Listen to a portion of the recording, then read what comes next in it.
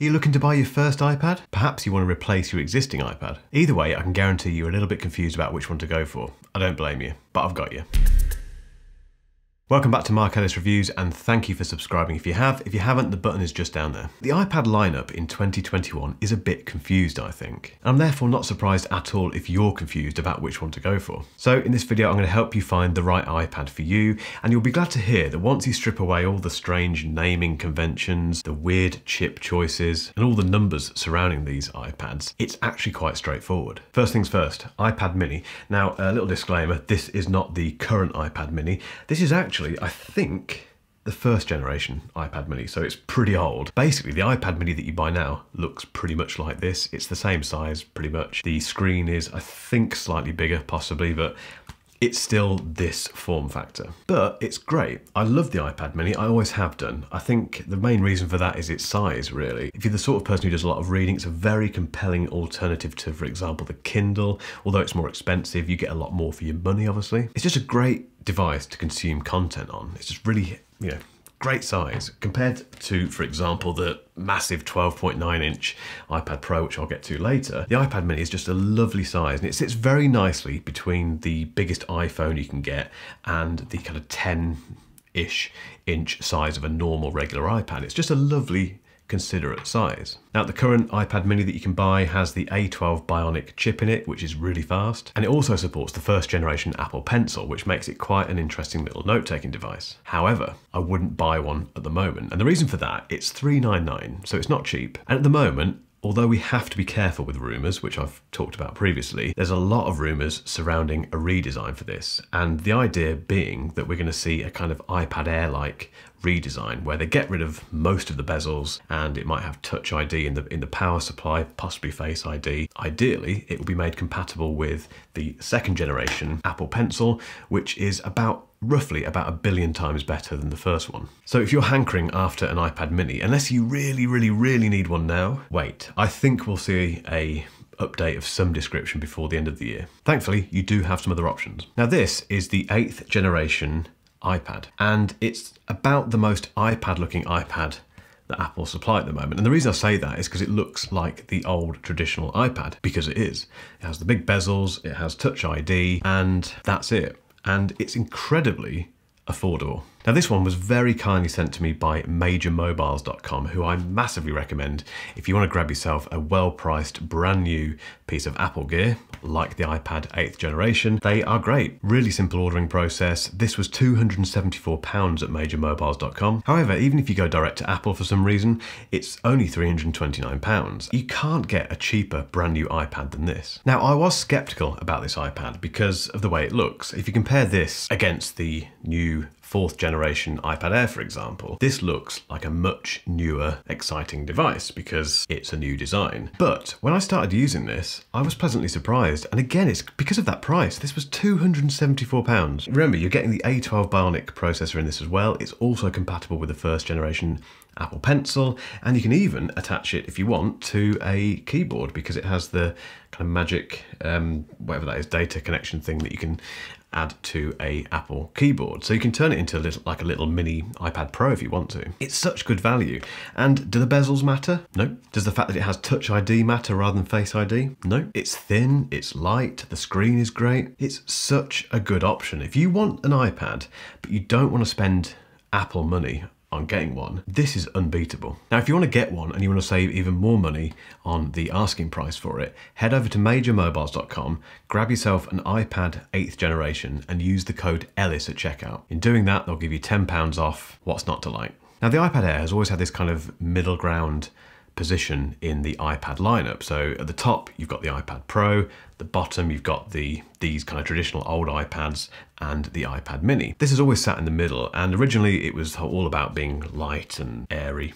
But now it's this really solid middle ground option, and it's getting more and more solid. And in fact, I think Apple have created a rod for their own back with this version. This is the 4th generation version of the iPad Air. It came out last October, I think, and I've been using it since then, and it is the best iPad you can buy at the moment, hands down. There's lots of reasons for that. The main one being, it is the exact same size pretty much as the 11-inch iPad Pro. And to get the cost down, they've done a few things. They have basically moved Touch ID to the power button here. You don't get Face ID like you do with the iPad Pro. It also doesn't have the ProMotion display, which is basically a higher refresh rate display, which is great actually. If you've used it, it makes everything look smoother. It's very nice. You don't get that on this, so you just get the standard refresh rate that you get on any old iPad really. The other thing is obviously the camera. The camera's not quite as good as the cameras that you get on the iPad Pro. So if you're one of the people who takes photos with your iPad, not judging you at all, it's just not quite as good camera, but it's still pretty good. Now, none of those things actually matter. The Touch ID on the power button, I think works really well. You get very used to using it. It's just very intuitive, it's fine. I don't miss Touch ID on this. I also don't miss the ProMotion display, which I have on my big 12.9-inch iPad Pro. I did at first. When I first started using this, I was like, oh God, seems a bit jerky and just doesn't seem as smooth, because it doesn't. ProMotion is a very nice feature on the iPad Pro. But if you haven't used it before, or if you're not doing an A/B test between the two, and if you're not using the two of these devices regularly, you're not going to miss it. I don't sit there thinking, I wish this had a ProMotion display.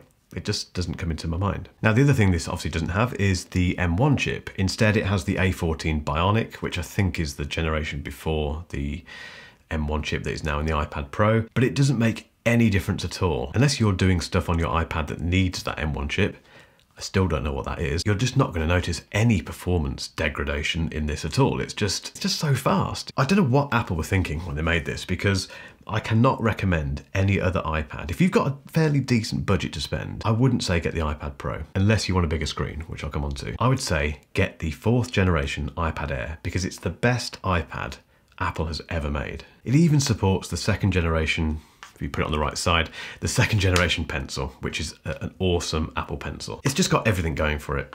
If you've got the budget for it, get yourself an iPad Air. Now, the iPad Pro, this is the 2018 version. I've not upgraded yet to the M1 version because I can't think of a reason to do it.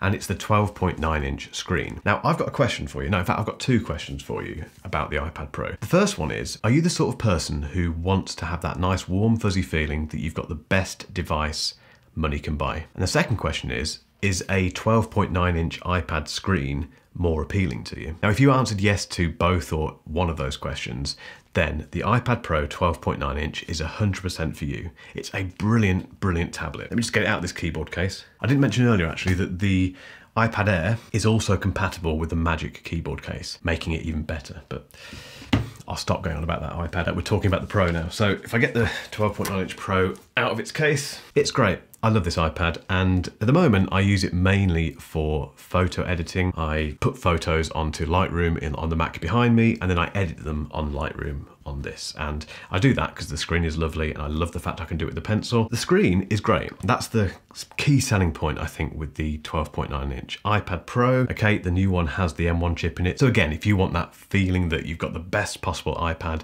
with the best possible chip in it, the 12.9-inch iPad is 100% for you. But it is really expensive. When you start adding the keyboard case, pencil, you're well into expensive laptop territory. So you've got to have quite a good budget for this. But I do think it's a great device for work, actually. So if you're the kind of person who can get away with an iPad pretty much for all of the stuff that you do for work, it's a great way to have a portable device that you can do all your work on and have a touch screen and also use it for media consumption purposes as well. The iPad Pro is the hardest iPad to recommend unless you want this big screen. I would not recommend at all, as I mentioned earlier, the 11-inch iPad Pro.